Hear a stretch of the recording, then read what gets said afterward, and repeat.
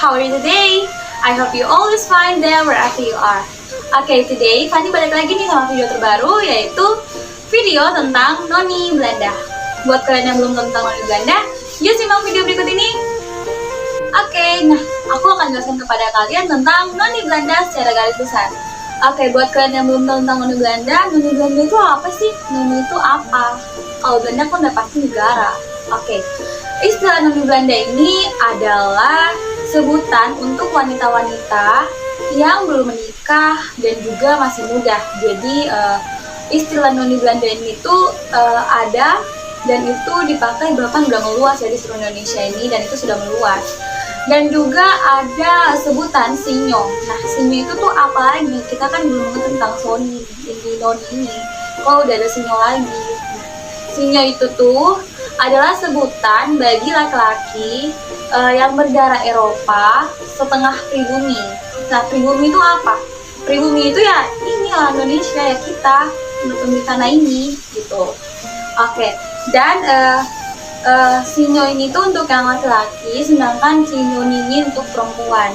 Nah, Belanda, kita bahas tentang Belanda juga. Belanda itu memiliki banyak julukan ya. Belanda itu udah pasti ada di negara Eropa. Nah, Belanda itu memiliki banyak julukan. Yang julukan-julukannya itu seperti Belanda ini banyak yang bilang kalau Belanda itu negeri kincir angin karena memiliki banyak kincir angin. Dan juga ada yang bilang kalau Belanda itu negeri yang banyak bunga tulip. Nah, karena bunga tulip itu tuh banyak banget di sana, hamparannya tuh bagus-bagus. Nah, ada juga yang bilang kalau Belanda ini Holland. Nah, Holland itu tuh yang seperti mendominasi namanya sendiri ya, seperti Belanda. Nah, dan zaman dulu juga pada masa lampau itu Dutch itu ada kalimat yang kayak Dutch dan Dutch ya. Nah, di sini tuh Dutch itu digunakan untuk menyebut orang Belanda. Jadi kata Dutch, D-U-T-C-H itu tuh untuk menyebutkan orang Belanda. Sedangkan Dutch, nah Dutch ini tuh beda lagi ya. Dutch itu tuh untuk orang Jerman. Dutch kayak gitu, Dutch. Gitu lah pokoknya ya. Nah, jadi tapi kalau itu tuh untuk istilah penyebutan orang pada zaman lampau, pada zaman dulu ya. Nah, tapi kalau sekarang itu kalau kita mau belajar tentang bahasa asing ya, seperti kita mempelajari bahasa Jerman, itu tulisannya adalah Dutch, tapi bacanya Dutch ya. Dan juga kalau kita belajar bahasa Belanda, penggunaannya adalah Dutch atau Dutch, kita bacanya Dutch ya. Oke, nah kembali ke topik yang pertama, yaitu Noni Belanda. Oke, kita kembali lagi ke topik di atas, yaitu Noni Belanda yang menjadi topik pembahasan kita hari ini. Selain itu, Noni Belanda yang ada pada zaman penjajahan dulu tinggal di Batavia. Batavia ini apa? Kok kalian gak ngerti sih Batavia itu apa? Batavia ya pasti harus ya gini ya. Dimana kita mendengar kata tentang Batavia, Hindia Belanda, itu tuh pasti menuju kepada sejarah berdirinya negara ini ya.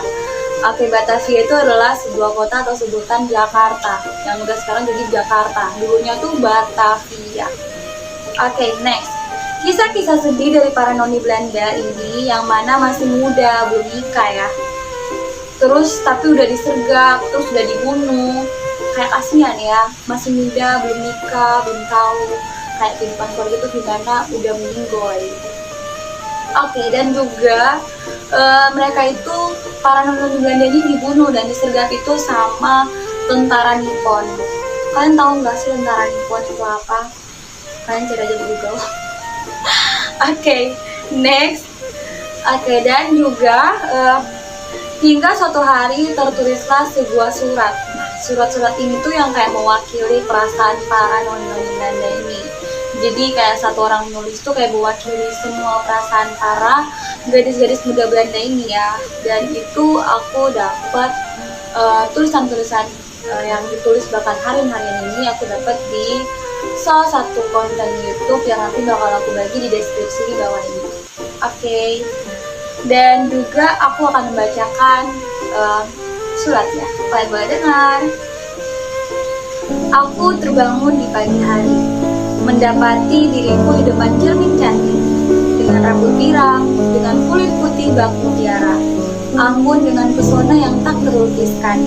Sebagai wanita berdarah Eropa, kami adalah golongan terhormat di negeri ini. negeri Katulistiwa, di mana berabad-abad lalu pendahulu kami menginvasi negeri ini.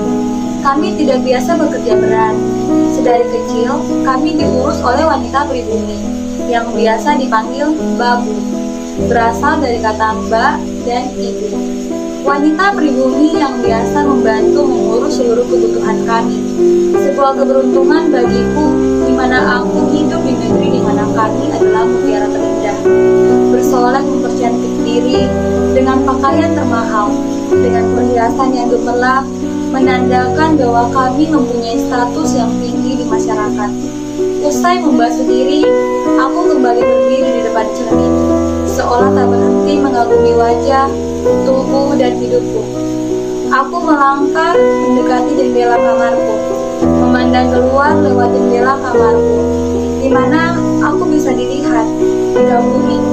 Ya, jendela kamarku bagiku bagaikan sebuah etales, di mana aku bisa dipandang oleh orang-orang yang berlalu lalang, dengan wajah terpana melihat ke arahku. Melihat orang-orang melambaikan tangan kepadaku sungguh merupakan hal menyenangkan bagiku. Aku harap ini tidak pernah berakhir. Namun, semua ini menjadi berubah bersamaan dengan kedatangan tentara bertubuh pendek dengan mata yang kecil, dengan suara yang menggelegar. Desas-desus mengatakan bahwa mereka sangatlah kejam. Mereka adalah tentara Nippon. Seketika keadaan menjadi sangat menakutkan, mencekam. Mereka menangkap seluruh orang Eropa di negeri ini.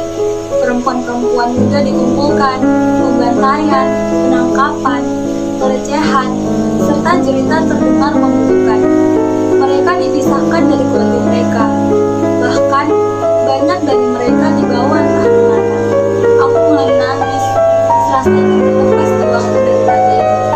Ketika aku dengar gerak langkah tentara, semakin lama semakin mendekat. Jantungku berdetak kencang. Gerak langkah itu semakin mendekat. Kemudian berhenti tepat di depan pintu kamarku. Terdengar teriakan keras dengan bahasa yang tak ku mengerti. Tubuhku bergetar hebat. Aku berjongkok di pojok kamarku. Dan brak, pintu kamarku didobrak. Disusul masuknya 10 orang tentara. Mereka mendapatiku berjongkok di sudut ruangan dengan tubuh menggigil hebat.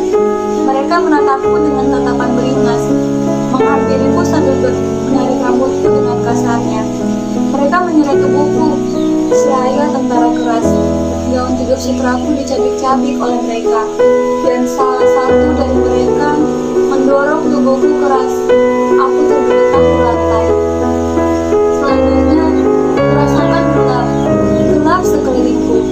Kembali aku terbangun dari tempat tidurku. Kali ini aku langsung melangkah ke jendela dan memandang keluar. Tampak 2 orang anak melihat ke jendela di mana aku berdiri. Wajah mereka sangat ketakutan melihat ke arahku, dan mereka pun berlari menjauh sambil berteriak, "Ada hantu." So guys, this is so very sadly ending ya.